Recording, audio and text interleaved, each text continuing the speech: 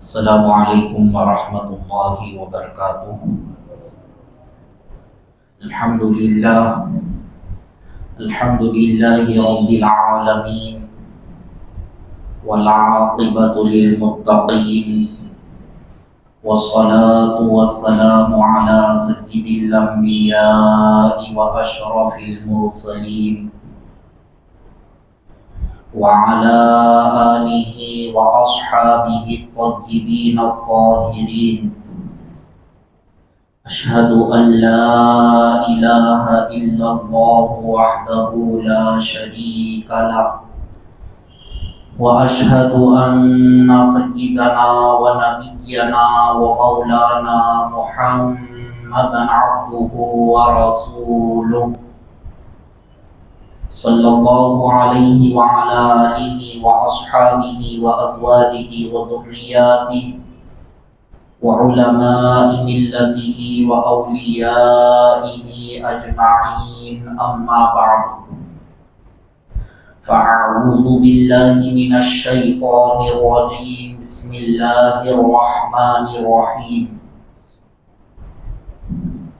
یا ایھا الذین آمنوا لا تقولوا راعنا وقولوا انظرنا واسمعوا وللکافرین عذاب علیم، صدق اللہ مولانا العظیم۔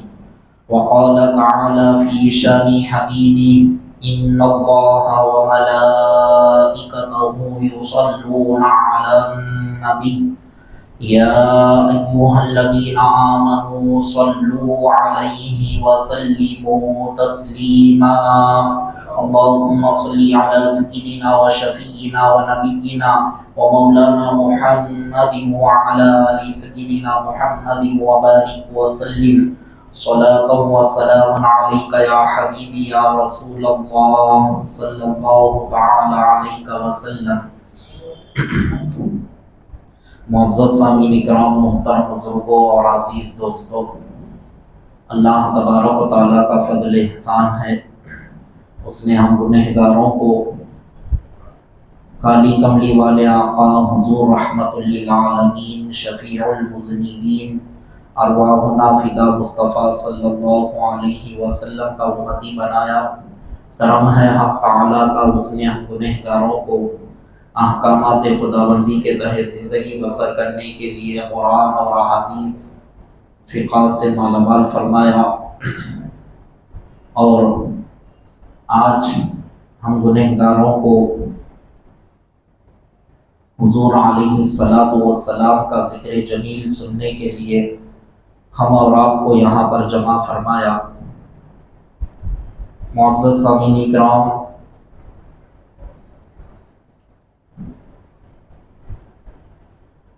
ہم روزانہ حضور علیہ السلام کی سیرت طیبہ کو سن رہے ہیں، اور کل ہم نے سرکار دو عالم صلی اللہ علیہ وسلم کے خوشبوئے مبارک اور پسینے مبارک سے متعلق چند باتوں کو ہم نے سنا۔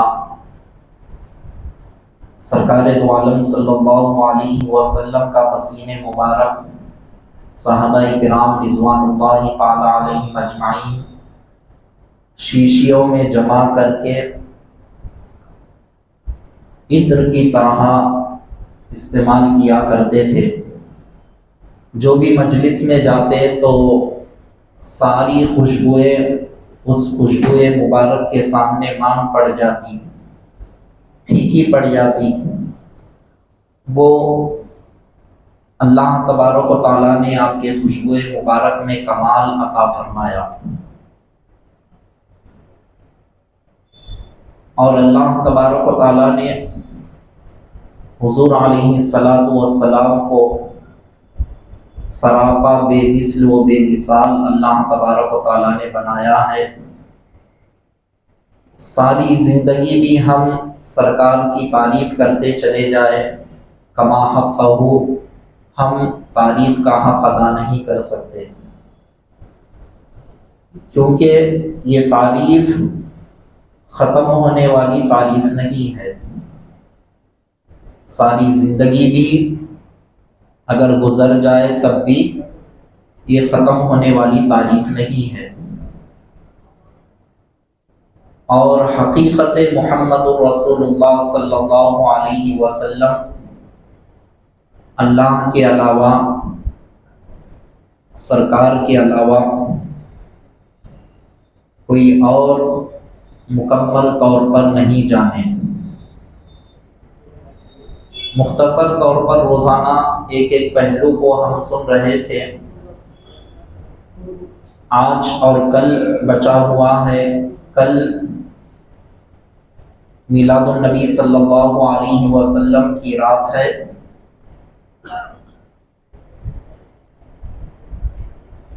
عشاء کی نماز بھی ہم تاخیر سے پڑھیں گے 9:30 بجے، اس کے بعد میلاد کی محفل ہوگی۔ تو روزانہ ہم سرکار دو عالم صلی اللہ علیہ وسلم کا ذکر، صحابہ کرام کا شوق و جذبہ، صحابہ کرام سرکار پر کس طرح سے مر مٹتے تھے، سرکار کا مقام و مرتبہ کائنات کی جو ہر چیز، ہر شے جو جانتی تھی، یہ محمد رسول اللہ صلی اللہ علیہ وسلم ہے کہہ کر ان باتوں کو ہم مختصر انداز میں سن رہے تھے۔ کبھی حسن مصطفیٰ، کبھی حضور علیہ الصلاۃ والسلام کے مبارک زبان مبارک سے متعلق اور مبارک نگاہوں سے متعلق دست مبارک وغیرہ، یہ ہم تسلسل کے ساتھ کچھ باتیں ہم نے سنا۔ صحابہ کرام ایک ایک ادا کو سرکار کی بیان فرما دیے،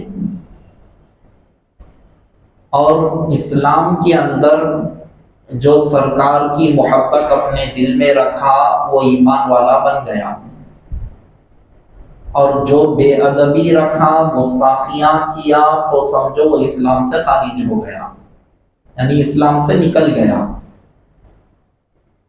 اب تک ہم ادب والوں کا ذکر سن رہے تھے، جن کے در سے ساری دنیا کو ادب ملتا ہے، ان کی اداؤں کو ہم دیکھ رہے تھے۔ سرکار کی سیرت، سرکار دو عالم صلی اللہ علیہ وسلم پر ان کا مر مٹنا کیسا تھا، یہ ہم دیکھ رہے تھے، سن رہے تھے۔ آج انشاءاللہ تعالی کچھ مختصراً بے ادبی کرنے والے، گستاخی کرنے والے، قرآن کریم نے ان کا انجام کیا ذکر کیا، اس کو بھی ہم سن لیتے ہیں۔ کل تک جو ہم نے سنا، سرکار کے جسم متعلق ہم پھر ایک ایک اداؤں کو ہم سن رہے تھے۔ سر مبارک سے لے کر قدم مبارک تک اللہ نے کیا شان سرکار کو عطا فرمائی، ہم سن رہے تھے۔ تو اب جو بے ادبی کرے گا اس سے متعلق بھی اسلام کے اندر بیان کر دیا گیا۔ آپ کہیں گے سرکار کی شان میں کیا کوئی بے ادبی کر سکتا ہے؟ ہاں، لوگ ایسے پیدا ہوئے، بے ادبیاں کرتے رہے، تبھی تو قرآن اور احادیث کے اندر ان کا ذکر کیا گیا۔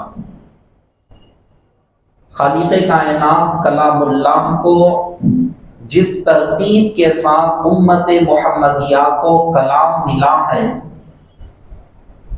نزول کی ترتیب الگ، یعنی جو آسمان سے جو کلام نازل ہوا اس کی ترتیب الگ ہے۔ سب سے پہلے سورہ علق کی 5 آیتیں، سورہ مدثر، اس طرح سے اللہ کا کلام نازل ہوتا گیا، تو وہ ترتیب الگ ہے۔ امت کو جس ترتیب کے ساتھ دیا گیا، اس ترتیب کے ساتھ اگر دیکھا جائے تو سب سے پہلے ایمان والوں سے جو خطاب ہے تو وہ خطاب سرکار کی بارگاہ کے آداب کا ہے۔ آپ قرآن اٹھا کر دیکھ لیں، سورہ فاتحہ ختم ہونے کے بعد سورہ بقرہ جب شروع ہوگا تو اللہ تبارک و تعالی یا ایھا الذین آمنو کا جو خطاب ہے اس سے پہلے یا ایھا الناس کا خطاب ہے، اے لوگو اعبدوا ربکم، تم اپنے پروردگار عالم کی عبادت کرو، الذی خلقکم، جس نے تم کو پیدا کیا، والذین من قبلکم، اور تم سے پہلے والوں کو پیدا کیا۔ یہ ساری باتیں پہلے گزر گئی، لیکن یا ایھا الناس سے خطاب اللہ تبارک و تعالیٰ نے کہا، لیکن یہاں جو پروردگار عالم خطاب کر رہا ہے تو یا ایھا الذین آمنو سے خطاب کر رہا ہے کہ اے ایمان والو۔ کیا خطاب اللہ تبارک و تعالیٰ کر رہا ہے؟ کن باتوں کو اللہ تبارک و تعالیٰ بیان فرما رہا ہے؟ تو خالق کائنات بیان فرما رہا ہے کہ لا تقولوا راعینا، تم میرے حبیب کی بارگاہ میں جب بیٹھو تو راعینا کا لفظ استعمال مت کرو۔ تو یہ راعینا اصل کیا ہے؟ راعینا کے معنی عربی کے اندر ایک آتے ہیں کہ معاذ اللہ چرواہے کے معنی آتے ہیں، یعنی بکریوں کو چرانے والے کے معنی آتے ہیں۔ بے ادبی کا پہلو جس لفظ کے اندر آ رہا ہے تو ایک معنی عربی کے اندر راعینا کے معنی آتے ہیں، یا رسول اللہ ہماری رعایت فرمائیے، یعنی اس مسئلے پر ہم پر نظر کرم کیجئے، اس کو خلاصہ کیجئے، اس کا مفہوم واضح طور پر بیان فرمائے۔ یہ تمام باتیں آتی ہیں، ہم پر نظر عنایت فرمائے، ہماری رعایت فرمائے، تو یہ معنی آتا ہے۔ تو حضور علیہ السلام کی بارگاہ میں جب صحابہ اکرام بیٹھ کر غور سے مصطفیٰ کے زبان مبارک سے نکلے ہوئے خطاب کو جب سنا کرتے تھے تو کوئی بات سمجھ میں نہیں آتی تو کہتے کہ یا رسول اللہ راعینا۔ تو منافقین سرکار کی مجلس میں بیٹھ کر وہ اپنے اندر یہ سمجھتے ہوئے راعینا کہتے کہ معاذ اللہ کہ بے ادبی کرتے ہوئے ایسے لفظ کو استعمال کرتے کہ معاذ اللہ ہمارے چرواہے کہتے، اندر یہ سمجھتے ہوئے، یہ خیال کرتے ہوئے بے ادبی کرتے، گستاخی کرتے۔ اللہ تبارک و تعالیٰ کو ان کا اس طرح سے بے ادبی کرنا، گستاخی کرنا ہرگز برداشت نہیں ہوا۔ اللہ تبارک و تعالیٰ فوری آیت شریفہ کو نازل فرمایا، نازل فرمانے کے بعد ایمان والوں سے کہہ دیا کہ ایمان والو ایسا لفظ ہی استعمال مت کرو جس لفظ کے اندر ایک پہلو اچھائی کا آتا ہو، دوسرا پہلو برائی کا آتا ہو، تنقیص کا آتا ہو، تو ایسا لفظ ہی تم استعمال مت کرو سرکار کی بارگاہ میں۔ پھر کیا کیا جائے؟ کون سا لفظ استعمال کیا جائے؟ وہ عمدہ لفظ کون سا ہے؟ وہ اعلیٰ لفظ کون سا ہے؟ تو اللہ تبارک و تعالیٰ امت کو سکھا رہا ہے، پروردگار عالم وہ لفظ یہ ہے انظرنا یا رسول اللہ کہو۔ کیا کہو؟ انظرنا یا رسول اللہ کہو، ہم پر نظر کرم فرمائے اے اللہ کے رسول کہو۔ تو سرکار کے در کے آداب کیا ہے؟ کیسا ادب بجا لانا چاہیے، کس لفظ کا استعمال کرنا چاہیے، کیسے لفظ سے گریز کرنا چاہیے، بچنا چاہیے۔ اللہ تبارک و تعالیٰ یہ سلیقہ، یہ ادب اللہ تبارک و تعالیٰ اپنی بارگاہ سے امت کو بتا رہا ہے۔ اب سوال دیکھیں عزیزان محترم، ایمان والے معاذ اللہ کوئی ایسا تصور ان کے اندر نہیں تھا۔ راعینا جب وہ کہتے تو یا رسول اللہ ہماری رعایت فرمائے، ایسا پاکیزہ ان کا عقیدہ رکھنے والے سرکار سے متعلق پاکیزہ تعلیمات جب ان کے اندر ہے، پاکیزہ عقیدے والے صحابہ اور سرکار کی بارگاہ میں تن من دھن سب کچھ قربان کرنے والے سرکار کی بارگاہ میں یہ عرض کرتے، لیکن اللہ تبارک و تعالی وہ لفظ ہی پروردگار عالم کو ناپسند معلوم ہوا کہ جس لفظ سے ایک معنی اچھائی اور ایک معنی تنقیص کا آتا ہو، یعنی بے ادبی کا پہلو آتا ہے، تو ایسے لفظ سے پروردگار عالم ایمان والوں کو منع فرما دیا کہ ایسا لفظ تم مت کہو۔ پھر کیا کہے؟ تو اللہ تعالیٰ اس کو بھی بیان فرما دیا، انظرنا یا رسول اللہ، انظرنا کہو۔ پھر اس کے بعد اللہ تبارک و تعالیٰ آگے ذکر کر رہا ہے وَاسْمَعُوا، میرے رسول کی بارگاہ میں جب تم بیٹھو تو تمہاری توجہ دل دماغ وغیرہ سب کچھ میرے رسول کی طرف متوجہ کر کے بیٹھو. زبان مبارک سے مصطفیٰ کے جو الفاظ نکلتے ہیں تم اسے اپنے ذہن میں محفوظ کر لو، غور سے سنو. واسمعوا، غور سے سنو. اللہ تبارک و تعالیٰ بیان فرما رہا ہے سرکار کی مجلس میں بیٹھنے کے بعد غور سے نہ سننا یہ بھی بے ادبی ہے، دل دماغ کو کہیں اور جگہ پر رکھنا یہ بھی بے ادبی ہے. تمہارا دل دماغ ایک طرف ہو، تمہاری سماعت، تمہارا سننا سرکار کی، تمہارا متوجہ ہونا سرکار کی بارگاہ کی طرف ہو.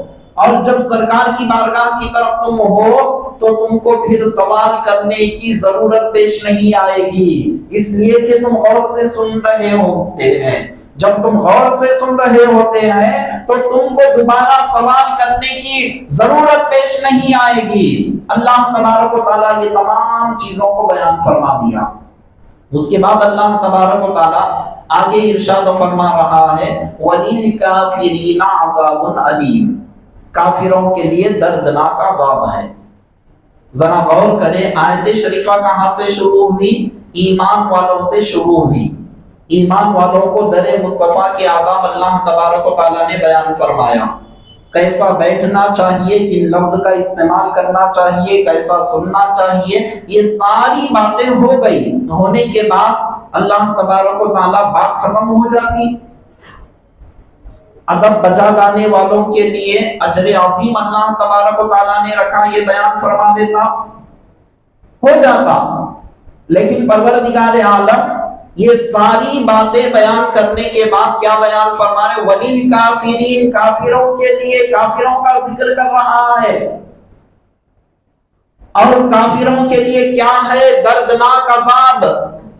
کافروں کے دردناک عذاب کا ساری آیت شریفہ کے اندر ذکر نہیں ہوا، لیکن آخر میں کیوں ذکر ہو رہا ہے؟ وجہ کیا ہے؟ اس کے اندر حکمت خداوندی کیا ہے؟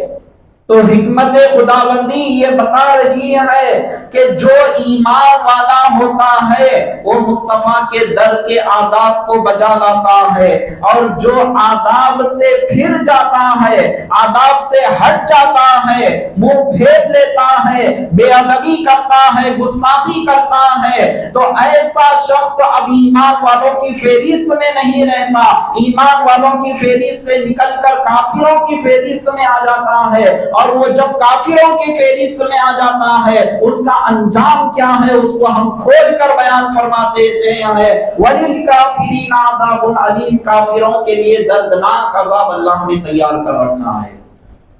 معزز سامعین کرام، ذرا غور کرے، سرکار کی شان میں بے ادبی کرنے والا ایمان والا نہیں رہتا. یہ قرآن کا فیصلہ ہے.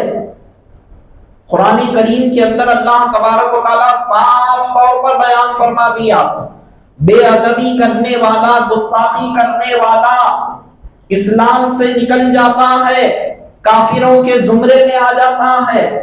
اور جب وہ اسلام سے خارج ہو گیا، کافروں کے زمرے میں آ گیا، اللہ تبارک و تعالیٰ اس کا انجام بھی بیان فرما دیا کہ ایسے لوگوں کے لیے دردناک عذاب ہے.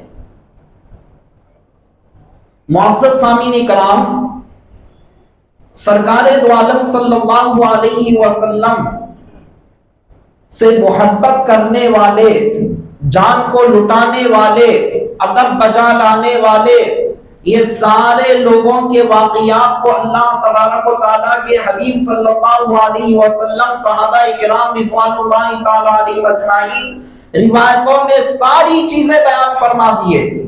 صحابہ ایسا سرکار کی مجلس میں بیٹھتے، بعض روایتوں میں آتا ہے کبوتر آ کر ان کے سروں پر بیٹھ جاتے اور ان کو یہ یقین ہو جاتا کہ یہ بالکل ایسی جگہ ہے جو ہلنے والی جگہ نہیں ہے. تو کبوتر انڈے بھی دے دیا کرتے تھے. ایسا سرکار کی بارگاہ میں صحابہ کرام کے بیٹھنے کے آداب تھے. تو اندازہ لگائے عزیزان محترم، کبوتر انڈے دے رہے ہیں صحابہ کرام حرکت نہیں کر رہے ہیں، دل دماغ سب کچھ رکھتے ہوئے، ادب کو ملحوظ رکھتے ہوئے سرکار کی بارگاہ میں بیٹھ رہے ہیں۔ سرکار دو عالم صلی اللہ علیہ وسلم کے زمانے سے یہ بے ادبی کرنے والے، گستاخی کرنے والے اس دور سے نکل گئے، اور ہر ایک کی علامت حضور علیہ السلام بیان فرما دیے۔ روایتیں بہت ساری ہیں، ایک ایک اگر میں آپ کے سامنے سناتے چلوں تو وقت ہو جائے گا، صرف مختصراً صرف میں اشارے دے رہا ہوں کیسے یہ لوگ حضور علیہ السلام کے دور سے نکلے اور کیسی بے ادبیاں وہ کرنے لگے۔ حضور علیہ السلام امت کو ان کے تمام علامتیں بیان کر کے ان سے بچنے کا حکم دے رہے ہیں۔ سرکار کی بارگاہ میں حضرت علی مرتضیٰ کرم اللہ وجہ الکریم یمن سے کچھ سونا سرکار کی بارگاہ میں پیش فرماتے ہیں۔ وہ سونے کا عالم کیا تھا؟ بالکل مٹی میں تھا، ابھی وہ صاف صفائی اس کی نہیں ہوئی۔ حضور علیہ السلام کی بارگاہ میں صحابہ کرام جلوہ افروز ہے، مصطفیٰ اپنے دست مبارک سے اس سونے کو نکال کر ان میں سے جن کو دینا مناسب سمجھتے ہیں ان کو عطا فرما دیتے ہیں۔ تو ان میں سے بعضوں نے کہا کہ ان سے زیادہ ہم مستحق ہیں، اور پھر دوسری روایت میں آتا ہے کہ ان میں سے ایک ایسا شخص اٹھ کر کہتا ہے کہ معاذ اللہ اعدل یا رسول اللہ، کہتا ہے کہ اے اللہ کے رسول انصاف فرمائے، کہتا ہے یعنی سرکار سونا اس شخص کو نہیں دیے تو اٹھ گیا مجلس میں سے، کہنے لگا کہ اعدل یا رسول اللہ، کہنے لگا اے اللہ کے رسول انصاف فرمائے، کہنے لگا۔ وہ بدبخت یہ نہیں دیکھا کہ یہ مصطفیٰ کریم ہے جن کو جو چاہے وہ عطا کرتے ہیں، کس کو اس کی زیادہ ضرورت ہے، کس کو اس کی زیادہ اس کے لیے ضرورت ہے، اس کی ضرورت کے مطابق سرکار اپنے نگاہ نبوت سے وہ منظر کو دیکھ کر انہیں عطا کر دیے۔ یہ نہیں سمجھا، اٹھ کر بے ادبی کرنے لگا، گستاخی کرنے لگا۔ حضرت خالد بن ولید رضی اللہ تعالیٰ عنہ عرض کرتے ہیں کہ یا رسول اللہ ایسے بدبخت کے سر کو میں قلم کر دوں؟ سرکار ارشاد فرماتے ہیں کہ نہیں۔ جب وہ جملہ اس نے کہا تو سرکار ارشاد فرماتے ہیں ہلاکت ہو تیرے لیے، روئے زمین پر مجھ سے بڑھ کر عدل و انصاف کرنے والا اور کون ہو سکتا ہے؟ میں ہی سب سے بڑھ کر انصاف کرنے والا ہوں، آسمانوں پر امین کے لقب سے مجھے پکارا جاتا ہے، اور ایک روایت میں آتا ہے زمین والے مجھے امین کہتے ہیں، تو مجھ سے بڑھ کر امانت دار انصاف کرنے والا اور کون ہو سکتا ہے؟ تو کیا کہہ رہا ہے؟ صحابہ کرام سمجھ گئے کہ یہ بے ادب ہے، گستاخ ہے، اسی لیے عرض کرنے لگے یا رسول اللہ، فاروق اعظم رضی اللہ تعالیٰ عنہ عرض کرتے ہیں یا رسول اللہ علیہ السلام، آپ اجازت مرحمت فرمائے، اس بدبخت کے سر کو میں تم سے جدا کر دوں گا۔ سرکار دو عالم صلی اللہ علیہ وسلم بیان فرماتے ہیں کہ نہیں۔ جب وہ جانے لگا، الگ الگ روایتیں ہیں، سرکار اس کی طرف دیکھ کر بیان فرماتے ہیں اس کے صلب سے ایسی اولاد دنیا میں جنم لینے والی ہے جو قرآن کریم کو اچھی طرح سے پڑھیں گے، لیکن قرآن ان کے حلق کے نیچے نہیں اترے گا، اور دیگر روایتوں کے اندر ایک ایک علامت کو بیان فرما دیے۔ ان کی علامتیں کیا ہے؟ وہ ہمیشہ سر مٹاتے رہیں گے، گنڈو کراتے رہیں گے، ان کے پیشانیاں چوڑی ہوں گی، اور ان کے آنکھ اندر ہوں گے، ان کے چہرے کے ہڈیاں نظر آنے لگے گی۔ یہ تمام روایتوں کا خلاصے میں آپ حضرات کے سامنے رکھ رہا ہوں۔ الگ الگ روایتوں میں ایک ایک ان کے تمام علامتوں کو بیان کیا گیا۔ حضور علیہ السلام بیان فرما رہے ہیں ان کے چہرے پر ہڈیاں ابھری ہوئی ہوں گی، اور ایک روایت میں آتا ہے کہ ان کے چہروں پر زیادہ گوشت نظر آنے لگے گا۔ اس کے بعد حضور علیہ السلام بیان فرما رہے ہیں کہ ان کا جو لباس ہوگا وہ لباس بھی کیسا ہوگا، نیچے جو پیجامہ وہ پہنیں گے بالکل چھوٹا پہنیں گے، ٹخنوں سے اتنا اونچا دیکھنے والا دیکھ کر یہ سمجھ جائے اوپر کرتا تو بڑے بھائی کا نظر آ رہا ہے، نیچے کرتا تو چھوٹے بھائی کا، نیچے پیجامہ چھوٹے بھائی کا نظر آ رہا ہے۔ یہ حالت ان کی ہوگی، احادیث کے اندر باقاعدہ موجود ہے۔ آپ یہ تمام علامتوں کو پڑھنے کے بعد دنیا کے اندر آپ اچھی طرح سے آسانی کے طور پر آپ سمجھ جا سکتے ہیں یہ بڑے بھائی کا کرتا چھوٹے بھائی کا پیجامہ پہننے والا کون ہے، سر کو ہمیشہ مڑانے والا کون ہے، اور پھر اس کے بعد حضور علیہ السلام ایک ایک کر کے جو علامتیں بیان فرمائے یہ علامتیں کن میں پائی جا رہی ہے آپ آسانی کے ساتھ سمجھ سکتے ہیں۔ داڑیاں ایک دم لمبی ہوں گی، یہ بھی بیان کر دیے حضور علیہ السلام۔ آپ دیکھیں گے جتنے بے ادبیاں کرنے والے آپ کو نظر آ رہے ہیں، جو باقاعدہ شایا ڈال کر اوپر سے لال رومال پہن کر جو بے ادبیاں کرتے ہوئے نظر آتے ہیں، ساری علامتیں ان کے اندر پائی جاتی ہے۔ اب لوگ ایسی گمراہیت کا شکار ہو رہے ہیں، ذرا معذرت کے ساتھ چند باتیں آپ حضرات کے سامنے رکھ رہا ہوں، میری باتوں کا برا مت مانے، اگر مان بھی لے تو کوئی فرق پڑنے والا نہیں ہے، حق بات میں آپ حضرات کے سامنے رکھ رہا ہوں۔ آج کل مرد حضرات میں بھی اور پھر عورتوں کے اندر بھی ذہن کیا بنایا جا رہا ہے، کوئی بھی ہو اللہ رسول کی باتیں کرنے والے، پھر یہاں جاؤ وہاں مت جاؤ، یہ تمام چیزیں کیوں؟ جدھر بھی ہو وہی باتیں ہیں، اللہ رسول کی باتیں، چلو جائیں گے سن لیں گے۔ ایسا کریں گے تو خرابی کیا لازم آئے گی؟ اچھا آپ ایک قول سن لے، ابن سیرین رحمت اللہ علیہ جو تابعی ہے، لوگوں نے آپ کو کہا کہ یا سیدی ایک شخص ہے جو اللہ کا کلام اچھا پڑھتا ہے، بہت عمدہ طریقے سے پڑھتا ہے، اس شخص کو بلا کر اللہ کا کلام کیا ہم سن لیں؟ آپ بیان فرماتے ہیں کہ نہیں۔ کیوں نہیں؟ اللہ کا کلام اچھا پڑھتا ہے تو پھر اس سے کیوں نہیں سنا جا رہا ہے؟ وجہ پوچھنے لگے کہ وجہ کیا ہے؟ اللہ کا کلام پڑھ رہا ہے، سننے کے لیے حرج کیا ہے؟ کلام تو ساری دنیا کے اندر ایک ہی ہے۔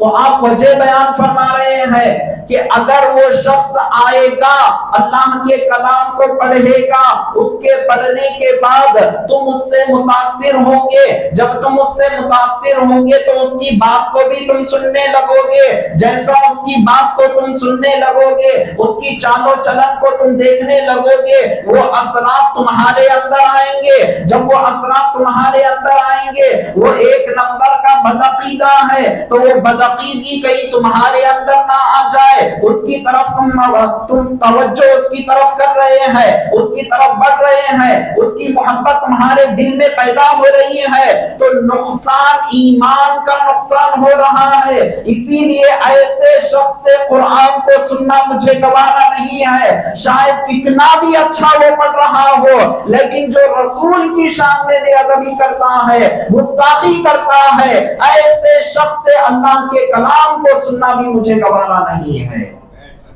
اب کون ہے یہ؟ ابن سیرین رحمت اللہ علیہ تابعی یہ بیان فرما رہے ہیں، تو آپ ہم کس کھیت کے مولی ہے؟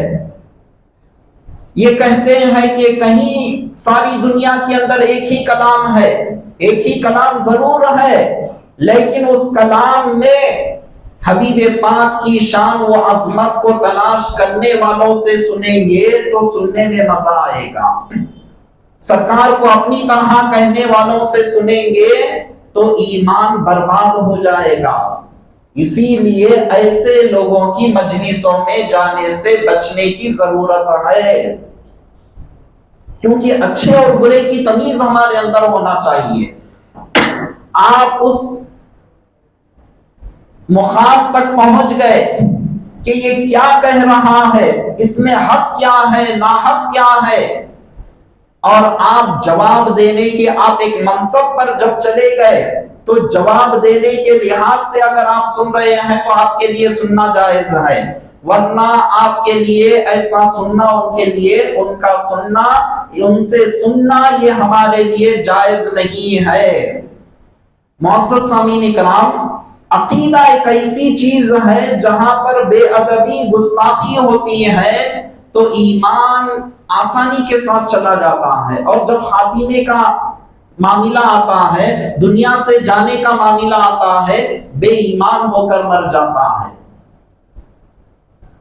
آپ سوچ رہے ہیں یہ جھگڑے جو ہے سلام فاتحہ کے جھگڑے ہیں، سلام فاتحہ کے صرف جھگڑے نہیں عزیزان محترم، یاد رکھیں کوئی سنی عالم دین آپ کو یہ زبردستی نہیں کرتا فاتحہ دلانا فرض ہے، کوئی عالم دین آپ کو یہ نہیں کہتا فاتحہ دلانا واجب ہے، کوئی عالم دین آپ کو یہ نہیں کہتا فاتحہ دلانا سنت موقدہ ہے، کوئی عالم دین یہ نہیں کہتا۔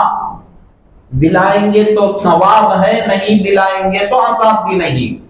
انکار کریں گے تو تب وہ گرفت میں آئیں گے، اور سلام پڑھیں گے سرکار کی ذات سے، سرکار پر جتنا سلام پیش کریں گے اتنا ہی دل میں محبت پیدا ہوتی ہے۔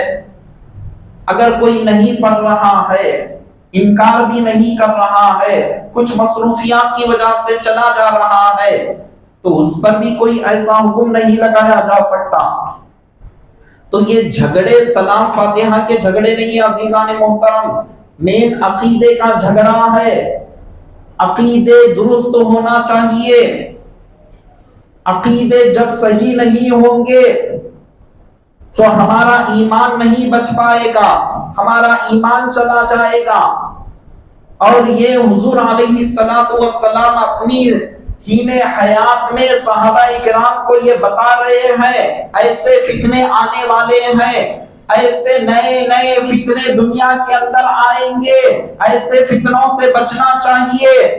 ایسے فتنوں کو شیطان کی سم کہا گیا، ساری روایتوں کے اندر موجود ہے، یہاں تک کہ ان کی علامتوں کو جب حضور علیہ السلام بیان فرما رہے ہیں تو یہ بھی بیان فرما رہے ہیں کہ وہ اللہ کے کلام کو ایسا پڑھیں گے، ان کے پڑھنے کو دیکھ کر تم اپنے آپ کو شرمندگی محسوس کریں گے، کیا خوب پڑھ رہے ہیں، ہم اس طرح سے نہیں پڑھ سکتے۔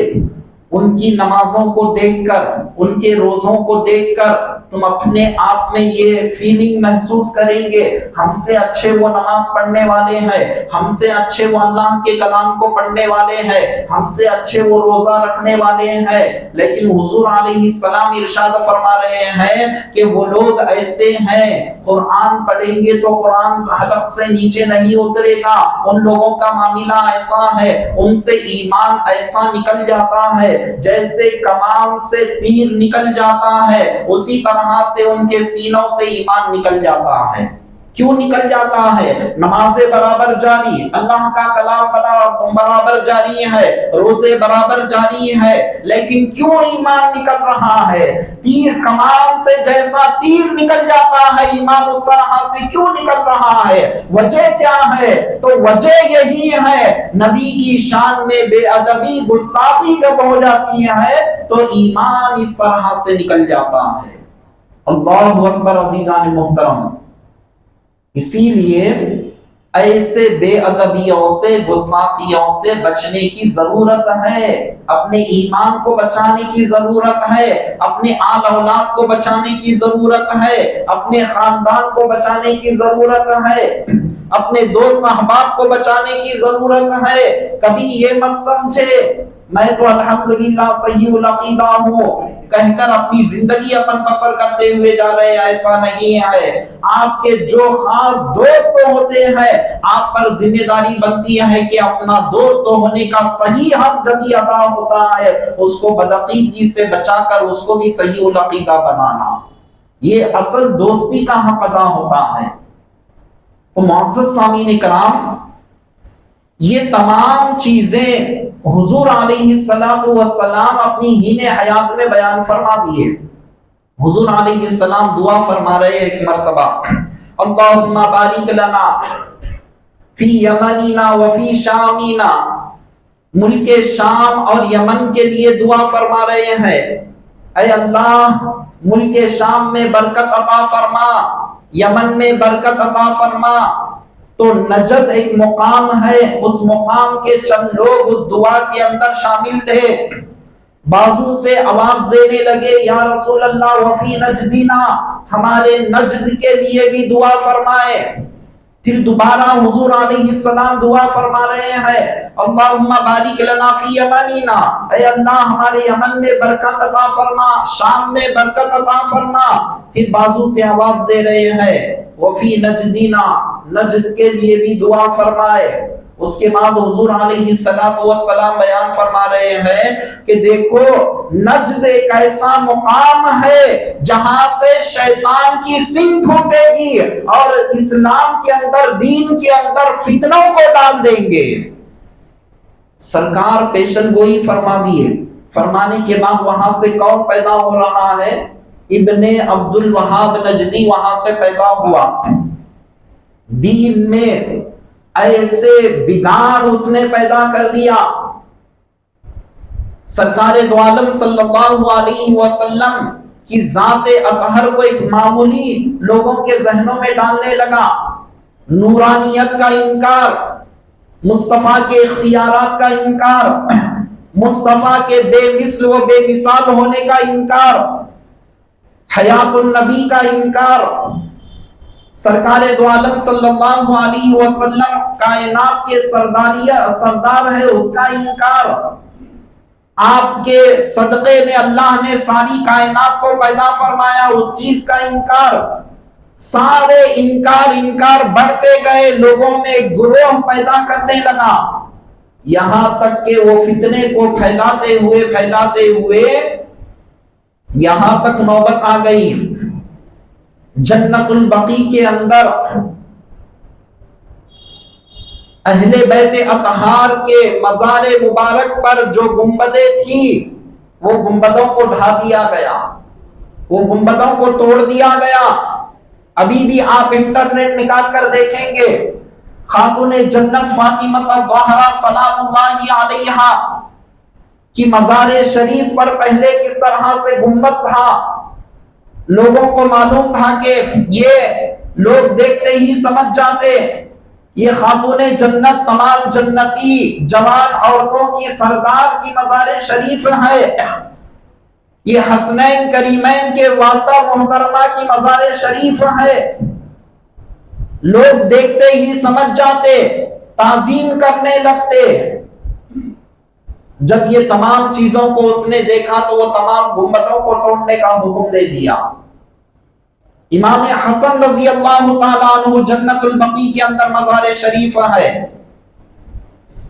باقاعدہ اس پر گنبد تھا، تمام چیزوں کو توڑنے کا حکم دے دیا، اور ایک دو نہیں، اہل بیت اطہار کے مزار شریف پر جیسا اہتمام کے ساتھ گنبد کو بنایا گیا تاکہ آئندہ آنے والی نسلیں یہ دیکھ کر سمجھ جائے کہ یہاں پر آرام فرمانے والے کوئی معمولی ہستی نہیں ہے، امام حسن ہے، اور پھر یہاں پر آرام فرمانے والے خاتون جنت ہے، یہ تمام لوگ دیکھ کر سمجھ جائے، اسی لیے یہ نشانات کو بنائے گئے تھے۔ وہ سارے نشانات کو منہدم کر دیا گیا، وہ تمام نشانوں کو توڑ دیا گیا۔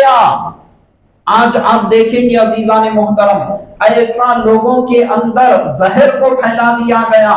جنت البقیع میں آپ جائیں گے، آپ وہاں کے رہنے والوں سے اگر پوچھیں گے بتاؤ مزار شریف خاتون جنت کی کہاں ہے، اللہ عالم، اللہ بہتر جانتا ہے۔ عوام کو روح روح کہتے ہوئے چلو یہاں سے آگے بڑھو کہتے ہوئے آگے بھیج دیتے ہیں، کسی مزار پر کچھ دیر ٹھہرنے کے لیے بھی نہیں دیتے۔ آج ان لوگوں کا معاملہ ایسا ہے۔ جنت البقیع کے اندر عثمان غنی رضی اللہ تعالیٰ عنہ کی مزار شریف کو اگر آپ دیکھیں گے، وہاں جا کر لوگوں کو معلوم بھی ہے اس میں آرام فرمانے والے ذو النورین ہے، حبیب پاک صلی اللہ علیہ وسلم جن کو یہ لقب عطا فرمائے، ایسی ہستی یہاں پر آرام فرما رہی ہے۔ اگر ان سے پوچھا جائے تو صاف انکار کر دیتے ہیں، اللہ بہتر جانتا ہے، ہم نہیں جانتے، چلو آگے بڑھو۔ یہ نوبت کیا ہے عزیزان محترم؟ یہ دشمنیاں کیوں؟ یہ نفرتیں کیوں؟ یہ عداوتیں کیوں؟ اصل وجہ کیا ہے؟ اصل وجہ یہی ہے، سرکار کی ذات اطہر سے متعلق جب رشتہ ٹوٹتا ہوا جا رہا ہے تو یہ ساری بے ادبیاں، گستاخیاں ان کے سینوں کے اندر آ رہی ہے۔ اب یہ بے ادبیاں، یہ گستاخیاں جب سینے کے اندر آتی ہے، نتیجہ کیا ہوتا ہے؟ ایمان سے ہاتھ دھو بیٹھتا ہے، توبہ کی توفیق نہیں ہوتی، بے ادبی کرتے کرتے کرتے کرتے انسان زندگی بسر کر دیتا ہے۔ اللہ تعالیٰ کا عذاب اس بندے پر ایسا ہوتا ہے، اللہ تعالیٰ توبہ کی توفیق اس سے چھین لیتا ہے، توبہ کرنے کا موقع تک نہیں ملتا۔ کیوں؟ وجہ کیا ہے؟ پروردگار عالم ہر چیز برداشت کر سکتا ہے۔ رب کی شان میں اگر کوئی بے ادبی کرے، گستاخی کرے، اللہ تبارک و تعالیٰ برداشت کر لیتا ہے، لیکن رسول کی شان میں بے ادبی گستاخی ہو، اللہ تبارک و تعالیٰ ہرگز برداشت نہیں کرتا۔ آپ سنے ہیں سیرت کے اندر ابو لہب سرکار کی شان میں بے ادبی کرنے لگا تو اللہ تبارک و تعالیٰ ایک دو آیت نہیں، ساری سورت کو نازل فرما دیا۔ اس کے غضب میں اس پر لعنت کرتے ہوئے اس کی بیوی کا بھی ذکر کر دیا، جس کے اندر وہ لکڑیوں کا گھٹا اٹھانے والی، اللہ تبارک و تعالیٰ ساری چیزوں کو اس کے اندر ذکر کر دیا۔ سرکار کی بارگاہ میں جب جب بھی بے ادبیاں، گستاخیاں ہوتی، حضور علیہ السلام برداشت کر لیتے، اللہ تبارک و تعالیٰ برداشت نہیں کرتا۔ سورہ یاسین کے اندر اللہ تبارک و تعالیٰ ان کا جواب دے دیا۔ جب لوگ کہنے لگے لستا مرسلا، آپ رسول نہیں ہے، اللہ تعالیٰ ان کا جواب دے رہا ہے، پہلے قسمیں کھا رہا ہے یاسین والقرآن الحکیم، اس کے بعد جواب دے رہا ہے انک لمن المرسلین، بے شک آپ رسولوں میں سے ہیں۔ تو معزز سامعین اکرام، اللہ تعالیٰ کا جتنا بھی ہم شکر بجا لائے کم ہے۔ اللہ تعالیٰ ایسے پرفتن دور میں اللہ تعالیٰ ہم کو رب کا ادب بجا لانے والے، رب کی تعظیم کرنے والے، رب کی محبت کو دل میں بسانے والے، حضور علیہ السلام کے آداب بجا لانے والے، سرکار سے محبت کرنے والے، اہل بیت سے محبت کرنے والے، صحابہ سے محبت کرنے والے، خلفائے راشدین سے محبت کرنے والے، عشرہ مبشرہ سے محبت کرنے والے، چاہے بدری صحابی ہو، چاہے احد کے صحابہ ہو، چاہے مکی ہو، چاہے مدنی ہو، ہر صحابی سے محبت کرنے والے، اللہ تبارک و تعالیٰ نے ہم کو ایسے محبت کرنے والوں میں پیدا فرمایا۔ آج دیکھیں شیطان ایسا حاوی ہو رہا ہے، اہل سنت والجماعت کے اندر بھی خرابیاں پھوٹتے ہوئے جا رہی ہے، اور ہر کوئی اپنے اندر حاکم بنا ہوا ہے، فیصلہ کر رہا ہے، فلاں صحابی رسول معاذ اللہ یہ فلاں وقت پہ ایسا ہوا، فلاں وقت پہ ایسا ہوا، اب جو چاہے وہ کہتے ہوئے جا رہا ہے۔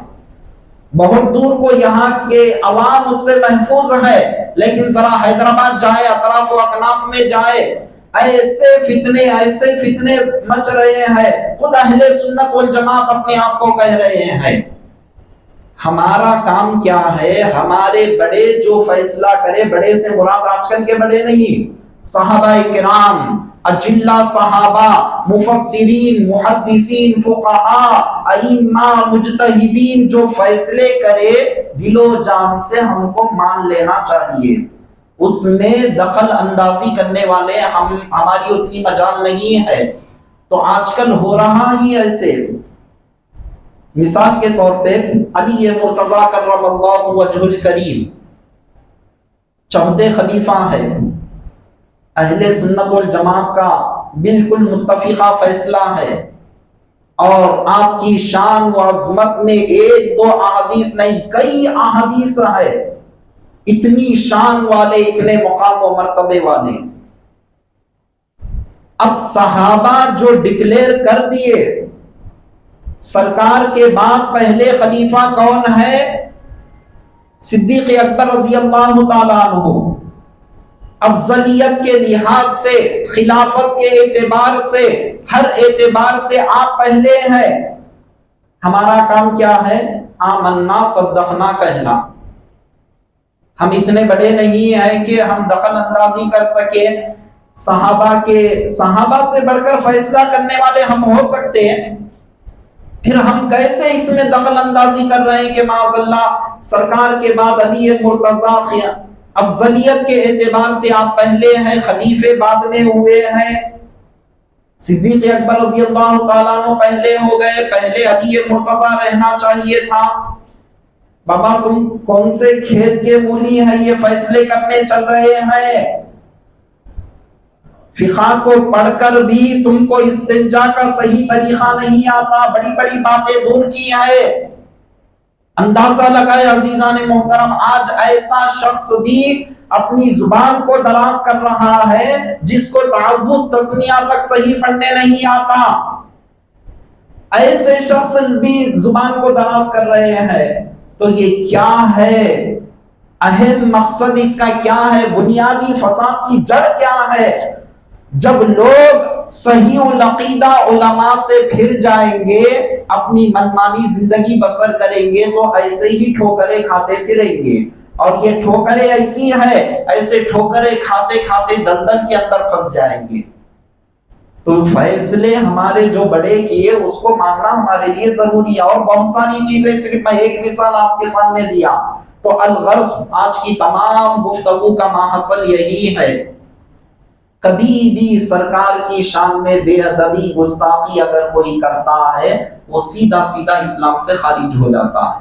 اب جب وہ اسلام سے خارج ہو گیا تو اس کی سزا اسلام میں کیا مقرر کی؟ اس کے سر کو تن سے جدا کر دینا چاہیے۔ اس کے لیے کیا ہے؟ اسلامی حکومت ہونا، حاکم وقت بلائے گا، پوچھے گا، اس کا عقیدہ کیا ہے معلوم کرے گا، سب کچھ ثابت ہونے کے بعد حاکم وقت اس کی گردن کو اڑا دے گا۔ اور اتنا سخت حکم ہے، خانہ کعبہ کی دیوار پر جا کر بھی اگر ایسا شخص چمٹ جائے، اللہ کا قانون کیا ہے؟ وَاتَّخِذُوا مِن مَّقَامِ إِبْرَاهِيمَ مُصَلًّى، اور آگے امنا، یعنی جو بھی اس مقام پر چلا جاتا ہے وہ امن و امان میں ہو جاتا ہے، اللہ کے امن و امان میں۔ اگر کوئی شخص قتل کر کے چلا گیا، اسلام کے اندر کیا حکم ہے؟ اس کو بھی قتل کر دیا جائے، قصاص کہتے ہیں۔ یہ کاؤنٹ کرنا عام آدمی کرنا نہیں ہے، حاکم وقت کرنا ہے۔ اگر ایسا شخص خانہ کعبہ کے حدود میں چلا جائے گا، اللہ کا قانون یہ ہے اس کو امن دیا جائے گا، اس کو نہیں مارا جائے گا، اس کے ہاتھ کو نہیں کاٹے جائیں گے، اس کی گردن کو نہیں اڑایا جائے گا، اس کو جتنے قوانین ہیں، جو سزائیں ہیں، کوئی سزا اس وقت اس کو جاری نہیں کی جائے گی، اس لیے کہ وہ خانہ کعبہ کے حدود میں آ چکا ہے، امن دیا جائے گا۔ لیکن جب گستاخ رسول کی بات آتی ہے، ایسا شخص خانہ کعبہ کے دیوار سے بھی اگر چمٹ جائے تو حاکم وقت اس کو اس سے جدا کرے گا، پوری تحقیق کرنے کے بعد اس کے سر کو تن سے جدا کر دے گا۔ تو غور کرے، اسلام کے اندر بے ادبی ہرگز اللہ تبارک و تعالیٰ کو برداشت نہیں۔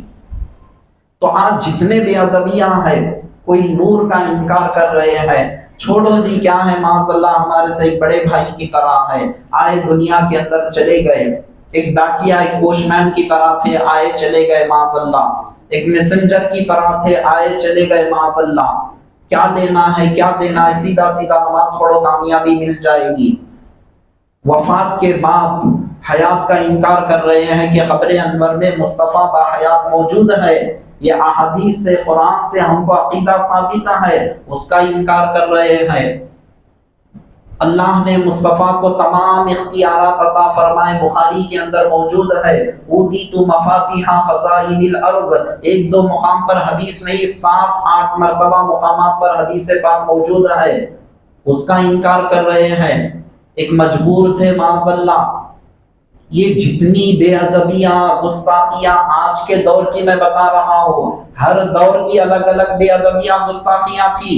سرکار کے دور کی بے ادبیاں، اس دور میں جو بے ادبیاں کرنے والے تھے کیا کر رہے تھے، آپ نے ایک دو روایت آپ کے سامنے میں نے جو پیش کیا، لیکن جیسا جیسا زمانہ ترقی کر رہا ہے اس طرح سے بے ادبیوں کے انداز بھی الگ ہوتے جا رہے ہیں۔ لیکن خدا را ایسے لوگوں سے اپنے آپ کو بچانے کی ضرورت ہے، اپنے ایمان کو بچانے کی ضرورت ہے، اپنے ایمان کو محفوظ کرنے کی ضرورت ہے۔ موت کب آئے گی نہیں معلوم، مصطفیٰ سے دل و جان سے محبت رہے گی تو ایمان آئے گا، ایمان محفوظ رہے گا۔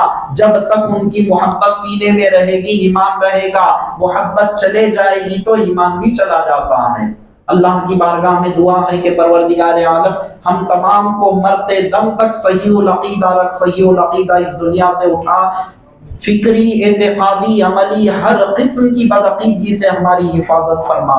واسطہ سرکار دو عالم صلی اللہ علیہ وسلم کا برحمتک یا ارحم الراحمین، والحمد للہ رب العالمین۔